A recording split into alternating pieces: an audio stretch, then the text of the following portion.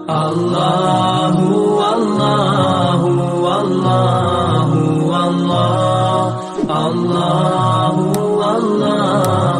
اللہ۔ السلام علیکم ورحمۃ اللہ وبرکاتہ۔ یقیناً آپ کے علم میں ہوگا کہ اس وقت پاکستانی عوام ہم سب ایک بہت بڑی علمی شخصیت سے محروم ہو گئے۔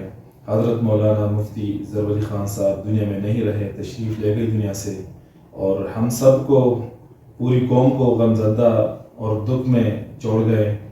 اللہ تعالیٰ مرحوم کے درجات بلند فرمائے۔ یقیناً ان جیسے عالم ہم نے بہت کم دیکھے، انتہائی جری انسان تھے، انتہائی بہادر انسان تھے، اور ولا یخافون لومۃ لائم کے مصداق تھے، حق گوئی میں بے مثل تھے، اور کبھی کسی کی پرواہ نہیں کی، کسی کی پرواہ نہیں کی۔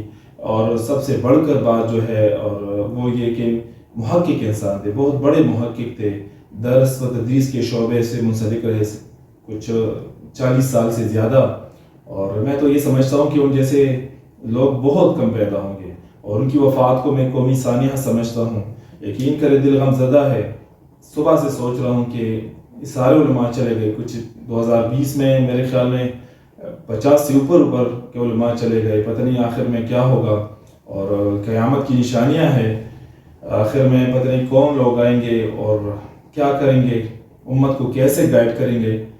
بہرحال دل غمزدہ ہے، ان کی وفات کو میں قومی سانحہ سمجھتا ہوں، اور امت ایک بہترین محقق انسان سے محروم ہو گئی۔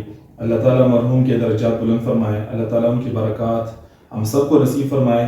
اس دکھ کی گھڑی میں ہم ان کے لواحقین، ان کے پسماندگان اور جامعہ احسن العلوم کے اساتذہ کے ساتھ ہم غم میں برابر کے شریک ہیں، اور ان کی بلند درجات کے لیے دعائیں کرتے ہیں۔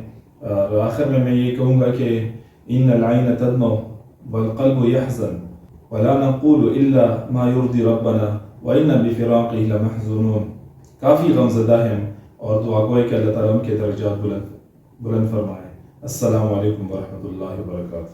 اللہ اللہ اللہ اللہ اللہ۔